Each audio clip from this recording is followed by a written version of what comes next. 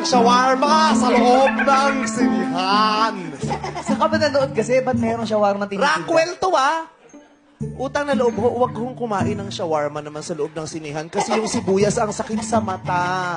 Kumaalingaw sa'yo, lalo na kung aircon. Teka lang, dilinaw mo ba? 13 kayo, hindi ba kasama mo kumain? Yun nga, kasama ko!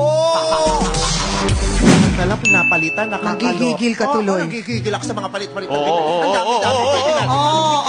Ang dami kayong mahahalagang dapat yun ang iniisip natin. Easy. Papalitan natin. Baka bukas, pati lerong-lerong sinta, maisip nyo, palitan na rin dulo.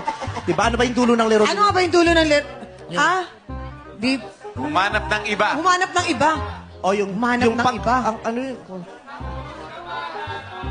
Humanap ng iba. O ayun, baka sabihin nila, hindi daw dapat humanap ng iba palitan. Ano na ipapalit? Kapos kapalaran, bigyan ng second chance. Diba, bakit tayo pupunta sa Grabe ka ganong talaga, desisyon ang bilis mo mag-isip. Diba, bakit pupunta ka sa ganong desisyon na papalitan mo agad, humanap ng iba? Huwag ganun, Huwag bigyan ganun. naman ng second chance. Tama. Yun ang dapat yung pinapalitan, hindi yung national anthem. Paano yun kakantahin na parang acoustic ang dating para maganda? diba yun? Modern. Leron sinta. Yan. Baby, ganon. Attorney, pakita mo, Diba? galing mo. Pagdating sa dulo, nabali ang sanga, kapus kapalaran, bigyan ng second chance.